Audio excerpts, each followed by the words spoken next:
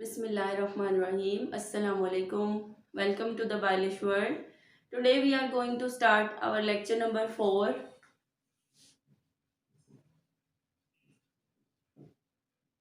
from chapter number 19, Growth and Development. जी last lecture में जो है ना वो हमने डिस्कस की थी growth and development in plants. आज हमने बात करनी है growth and development in animals. Ji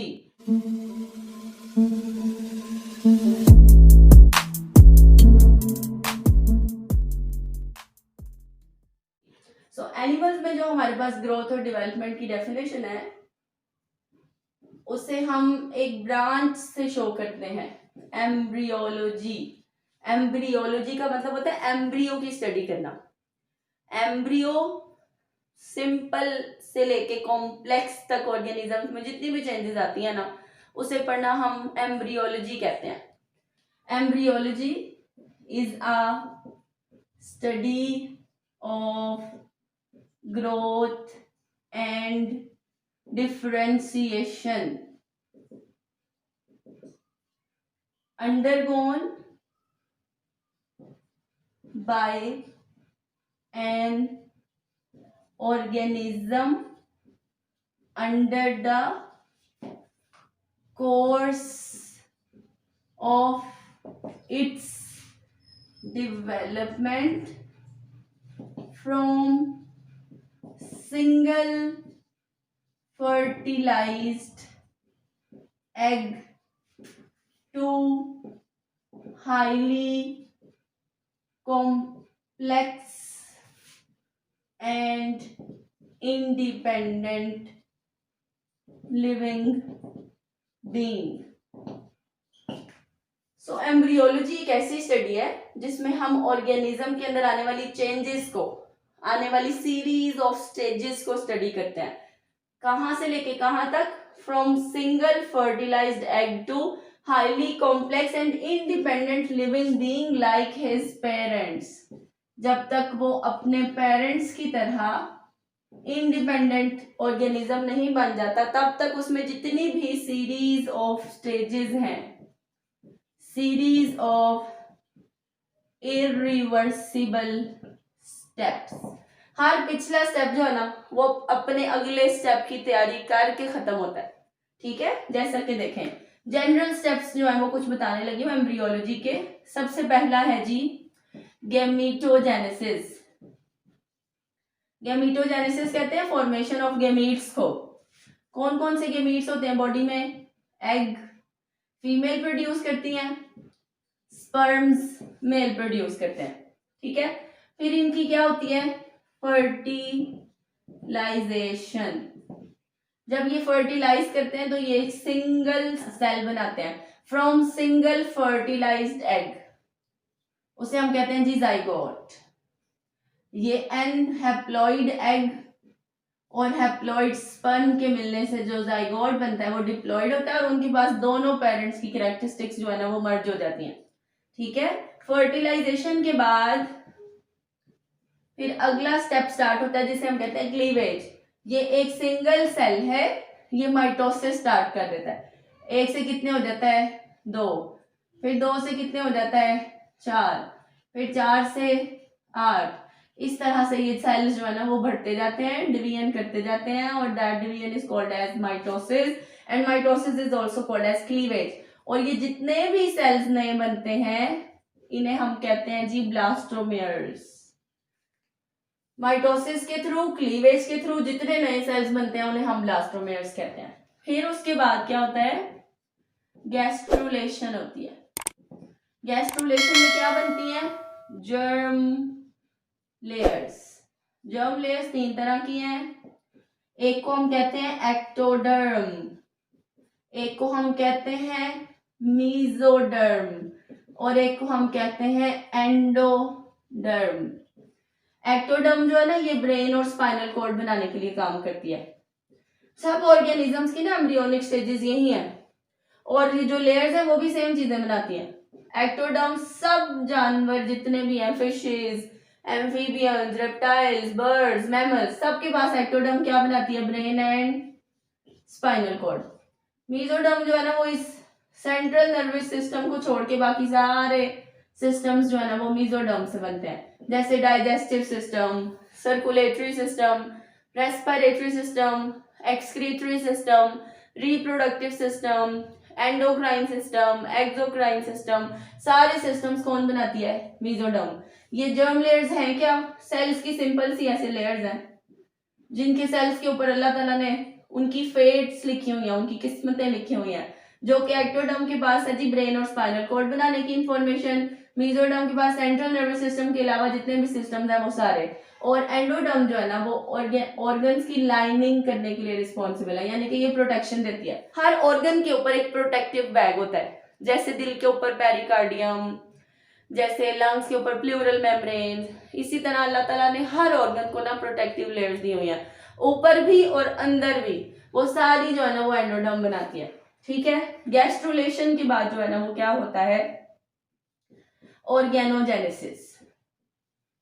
organogenesis में क्या होते हैं? ऑर्गन्स बनते हैं, जो मैंने आपको पहले ही बता दिया। ये देखें, यहाँ पे हमने ऑर्गन्स की तो बात की है, brain, spinal cord, digestive system में stomach, small intestine, large intestine, pancreas, liver, gall bladder, excretory system में kidneys, urinary bladder, respiratory system में लंग्स। तो जितने भी इन जर्म लेयर से आगे क्या बनते हैं? ऑर्गन्स बनते हैं, और उन ऑर्गन्स की फॉर्मेशन को हम कहते हैं ऑर्गेनोजेनेसिस। और जब सारे ऑर्गन सिस्टम्स कंप्लीट हो जाएं तो वो क्या बन जाता है जी? कंप्लीट इंडिविजुअल और ऑर्गेनिज्म। ये बिल्कुल जनरल स्टेजेस जो है ना वो हमने डिस्कस किया, जो कि तकरीबन हर ऑर्गेनिज्म की एम्ब्रियोलॉजी के अंदर स्टडी की जाती हैं। सब जानदारों में यही होता है, पहले गेमीट्स बनते हैं, फिर वो फर्टिलाइज करते हैं, फिर वो डिवीजन शुरू कर देते हैं, फिर हर सेल्स की लेयर्स के ऊपर जो है ना वो फेट्स लिखी होती हैं, तो जर्म लेयर्स बन जाती हैं, फिर जर्म लेयर्स आगे ऑर्गन्स बनाती हैं, फिर ऑर्गन्स मिलके जब काम करते हैं तो वो एक कंप्लीट ऑर्गेनिज्म बन जाता है। जिस भी वर्टिब्रेट की एम्ब्रियोलॉजी स्टडी करनी हो ना, उनकी बेसिक स्टेजेस यही हैं। हर स्टेज अपने से अगली स्टेज की सारी डिमांड्स पूरी करके फिर खत्म होती है, फिर इससे अगली स्टेज, फिर उससे अगली स्टेज। ठीक है, अब ये जो जनरल, ये तो हमने general growth and development in animals की बात की। अब हम ना ये कुछ स्टेजेस को थोड़ा थोड़ा समझने के लिए, बेसिक स्कीम लेने के लिए ना ग्रोथ एंड डेवलपमेंट इन चिक जो है ना उसकी तरफ चलते हैं।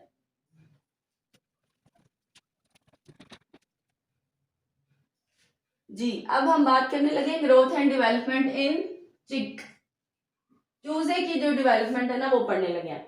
उससे पहले जो है ना, इससे क्या होगा कि हमें बेसिक स्कीम पता चल जाएगी, बेसिक स्कीम ऑफ डेवलपमेंट।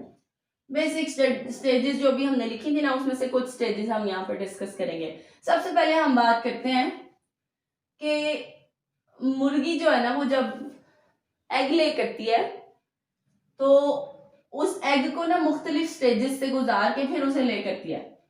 अब देखें, पहले ना ये हैन की बॉडी में ना रिप्रोडक्टिव सिस्टम में छोटी बड़ी हर तरह की योक्स बन जाती हैं। बहुत सारी योक्स जो है ना वो फर्टिलाइज होके ना एग, योक क्या है? एक एग है। मुर्गी के अंडे में जो जर्दी पाई जाती है वो क्या है? एक एग है। सिर्फ वही एक सेल है, और उस सेल के ऊपर एक वाइट कलर का स्पॉट होता है। ये ना देसी अंडे जब घर में आए तो आप उसको तोड़ेंगे तो उसकी जर्दी के ऊपर आपको एक व्हाइट कलर का स्पॉट नजर आएगा, जो हमारे ये फॉर्म वाले एग्स में ज्यादातर नजर नहीं आता, लेकिन वो देसी अंडों में बहुत क्लियर नजर आता है। सो इसके ऊपर ये एक स्पॉट है। यहाँ पर क्या है जी? एग और स्पर्म ने फर्टिलाइजेशन की हुई है, यहाँ पे जाइगोट बना हुआ है, यानी कि चूजे की डेवलपमेंट ना इस छोटे से पॉइंट से शुरू होती है, और इस छोटे से प्रोटोप्लाज्म को हम ब्लास्टोडिस्क कहते हैं।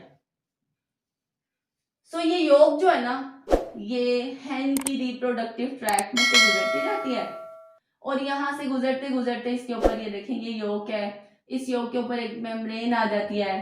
फिर थोड़े से अगले पार्ट में जब ये जाती है तो यहाँ पर इसके ऊपर एल्ब्यूमिन बनाई जाती है। अंडे की सफेदी दो तरह की होती है, एक सख्त वाली और एक पतली वाली। फिर इसके ऊपर जो है ना वो थिक एल्ब्यूमिन, फिर इसके ऊपर थिन एल्ब्यूमिन, फिर उसके बाद ये चली जाती है जी यूट्रस में। यूट्रस में जब जाती है फिर इसके ऊपर शेल बना दिया जाता है। तो यूट्रस को हम कहते हैं शेल ग्लैंड। फिर उसके बाद जो है ना ये वजाइना के थ्रू एग ले कर दिया जाता है और इस एग के अंदर एक फर्टिलाइज्ड सेल मौजूद है and that fertilised cell is called yolk. और उस फर्टिलाइज्ड सेल को हम योक कहते हैं। ठीक है, ये देखिए बहुत सारी योक्स बनी होती हैं। वो योक आहिस्ता आहिस्ता जो है वो डेवलपमेंट आगे करती जाती है, साइज में बड़ी होती है, फिर वो इस ओविडक्ट में से गुजरती जाती है और उस योक के ऊपर पहले थिन एल्ब्यूमिन प्रोड्यूस होती है, फिर उसके ऊपर थिक एल्ब्यूमिन प्रोड्यूस होती है और फिर जितनी झिल्लियां पाई जाती है, जैसे अंडे की जर्दी जो है ना वो एक मेम्ब्रेन के अंदर होती है, इसी तरह बॉइल्ड एग जब छीलते हैं ना तो उसके अंदर एक झिल्ली होती है, वो बनती है। जितनी भी मेम्ब्रेन्स है ना वो सारी कवर होने के बाद सबसे एंड में उसके ऊपर शेल प्रोड्यूस किया जाता है, that is made up of calcium carbonate, और फिर उसको जो है वो ले कर दिया जाता है। फिर जब एग ले हो जाता है ना तो उसके अंदर डेवलपमेंट की स्टेजेस क्या हो जाती हैं, स्टॉप हो जाती हैं। वो तब तक स्टॉप रहती हैं जब तक हम उनको एग्स को टेम्परेचर नहीं देते। यानी कि अब जो है ना लेड एग जो ले कर दिया गया है उसके अंदर डेवलपमेंट स्टॉप हो गई है और अगर हम उसे दोबारा स्टार्ट करना चाहते हैं तो हम उसे इंक्यूबेशन करवाएंगे। इंक्यूबेशन जो है वो मुर्गी ऊपर बैठे अंडों पे, तो वो 36 to 38 डिग्री सेल्सियस जो है ना वो इंक्यूबेशन का टेम्परेचर है। या तो हम मुर्गी को, मदर को, हैन को ही अंडों के ऊपर बिठाते हैं, वो अंडों के ऊपर बैठती है, अंडों को स्पेसिफिक टेम्परेचर प्रोवाइड करती है, that is 36 to 38 degree Celsius. तो फिर उन एग्स के अंदर डेवलपमेंट जो है वो दोबारा से स्टार्ट हो जाती है। नहीं तो फिर हम आर्टिफिशियली इंक्यूबेटर्स होते हैं बड़े बड़े अवन, उनके अंदर एग्स रख देते हैं, उसका टेम्परेचर सेट कर देते हैं और 21st डे 21वें दिन जो है ना वो अंडे में से चिक यानी कि चूजा निकल आता है। ठीक है, अब ये जो इंक्यूबेशन के बाद चेंजेस आई है ना, डेवलपमेंट शुरू हुई है, उसमें सबसे पहली स्टेज कौन सी है, क्लीवेज। देखें फर्टिलाइजेशन तो यहीं पे हो गई हुई थी, तो डेवलपमेंट की पहली स्टेज फर्टिलाइजेशन, या मीट्स के बाद फर्टिलाइजेशन, फर्टिलाइजेशन के बाद क्लीवेज। तो क्योंकि चिक की डेवलपमेंट, ये एग योक है, अंडे की जर्दी, और ये है इसके ऊपर ब्लास्टोडिस्क। एक छोटे से प्रोटोप्लाज्मिक एरिया से क्लीवेज स्टार्ट होती है और इस एरिया को हम कहते हैं ब्लास्टोडिस्क। इसके ऊपर क्लीवेज शुरू होती है। ये सेल जो है ना वो पहले 1 से 2 होता है, फिर 2 से 4 होते हैं, फिर इस तरह डिवीजन होती जाती है, माइटोसिस होती जाती है, that mitosis is called as cleavage. इस तरह बहुत सारे ब्लास्टोमेयर्स बन जाते हैं। इनमें जो बाहर वाले ब्लास्टोमेयर्स जो होते हैं ना वो साइज में बड़े होते हैं और अंदर वाले ब्लास्टोमेयर्स जो हैं वो साइज में छोटे होते हैं। सो ये अब हमारे पास डिवीजन के बाद क्या बन गए, ब्लास्टोमेयर्स। ये ब्लास्टोडिस्क से जो डिवीजन स्टार्ट होती है इसे हम कहते हैं डिस्कोइडल क्लीवेज। ऐसी क्लीवेज जो एक छोटे से प्रोटोप्लाज्मिक एरिया से शुरू हुई है, इसे हमने क्या कहा जी, डिस्कोइडल क्लीवेज। इसमें ये क्लीवेज जब शुरू होती है ना, ये तो मैंने अब बहुत सारे डिवीजन शो कर दिया ना, बहुत सारे सेल बना दिए, अंदर वाले सेल साइज में छोटे हैं, बाहर वाले बड़े हैं। पहले जब ये डिवीजन स्टार्ट होती है तो पहली डिवीजन वर्टिकल, दूसरी भी वर्टिकल, तीसरी हॉरिजॉन्टल। अब देखिए कैसे, आपके पास एक गोल चीज है, ये देखें, पहले वर्टिकल डिवीजन, फिर वर्टिकल डिवीजन, फिर हॉरिजॉन्टल डिवीजन। जब हॉरिजॉन्टल डिवीजन होती है ना तो फिर लेयर्ड सेल की कितनी हो जाती है, 2। ये देखें ऐसे, जब पहली वर्टिकल डिवीजन हुई, दूसरी भी हुई, जब सेंटर से होगी तो फिर लेयर्स कितनी हो जाएंगी, 2। सो ये अब जो है ना वो एक सेल्स का मुसलसल कॉन्टिन्यूसली क्लीवेज होती गई और उससे इतने सारे सेल्स का एक बॉल बन गया और वो सेल्स क्या हैं, ब्लास्टोमेयर्स। और उससे जो क्लोजली पैक्ड बॉल और mass of blastomeres is called morula. अब हम इस क्लोजली पैक्ड बॉल को क्या कहते हैं? This is called morula. और अगर ये देखें, ये ना सामने से दिखाया हुआ है बिल्कुल. अगर हम ये योग इस तरह शो करें और ये इसके ऊपर मोरूला, मोरूला में क्या हुई हुई है? डिवीजन हुई हुई है. ये देखिए, ये अब हमने ना इसको साइड से दिखाया है. ये योग है, पहले हम उसे सामने से देख रहे थे ऐसे ब्लास्टोडिस्क. अब हम उसे साइड से देख रहे हैं ऐसे.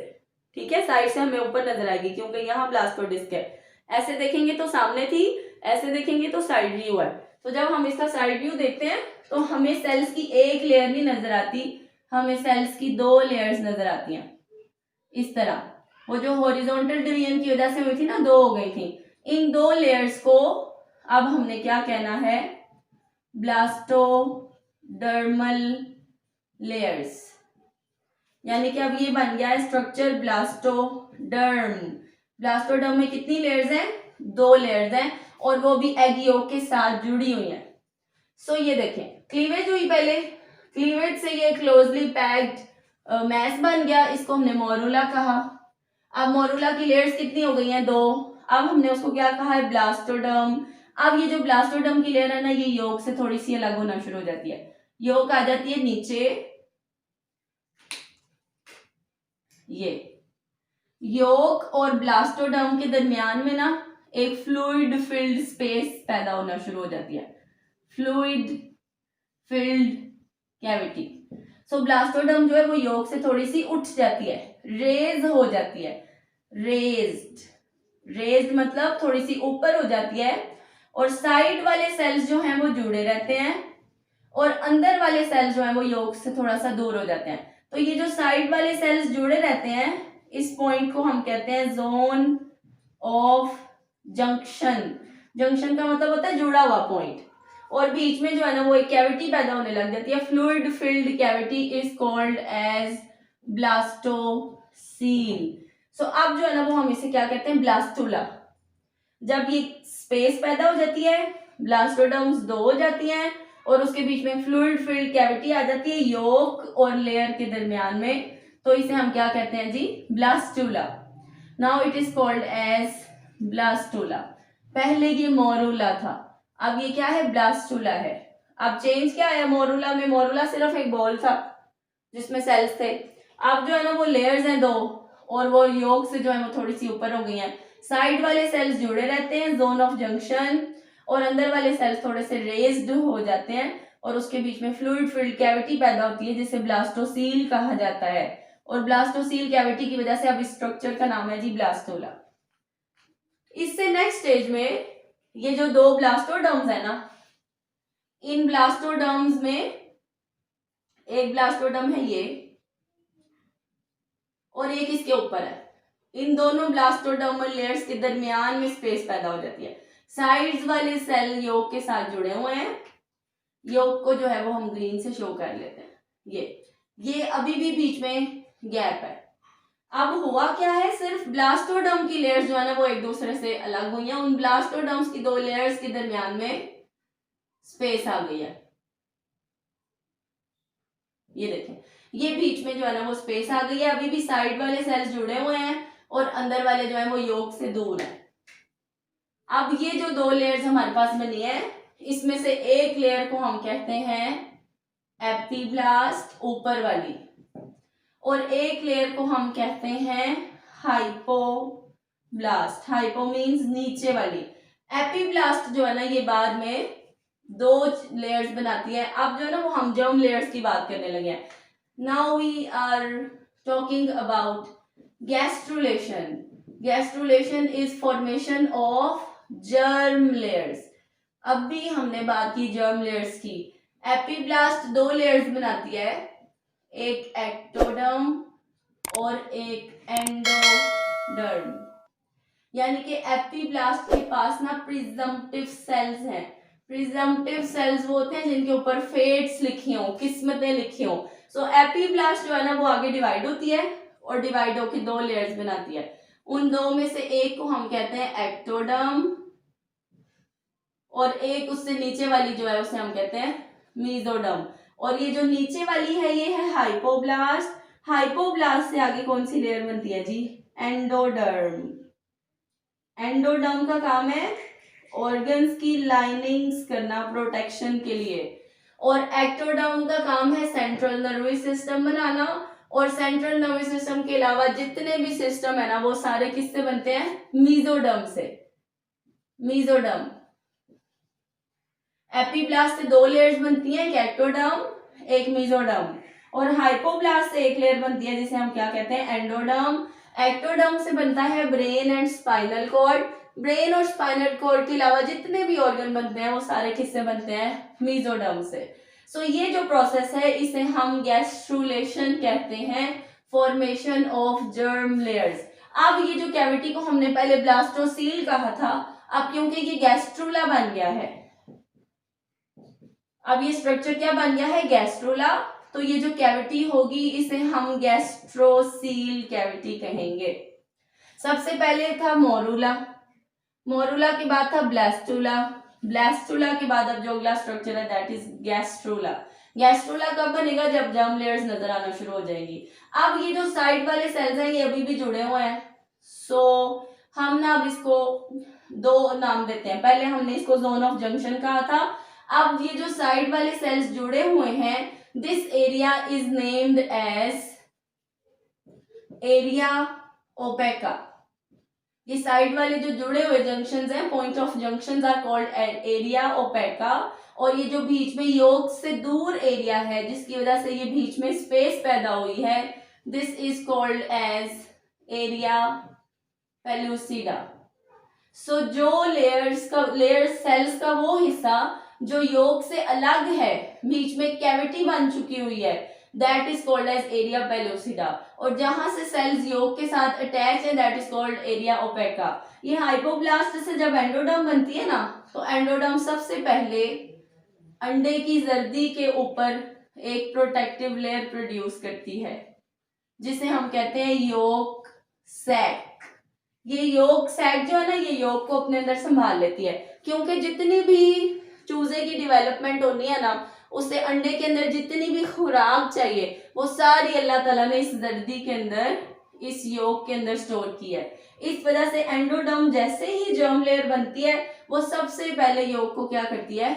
कवर कर लेती है और क्या बनाती है? योक सैक बनाती है, ताकि वो फूड जो है ना वो आराम से इन जर्म लेयर्स तक पहुंचे और इन जर्म लेयर्स ने आगे जिस जिस डेस्टिनेशन को पहुंचना है ये पहुंच जाए। कौन कौन सी डेस्टिनेशन? एक्टोडर्म से ब्रेन और स्पाइनल कॉर्ड, मीजोडर्म से बाकी सारे ऑर्गन्स, और एंडोडर्म से प्रोटेक्शन ऑर्गन्स की। सो ये जो हमारे पास लास्ट प्रोसेस है इसे हम कहते हैं जी गैस्ट्रुलेशन।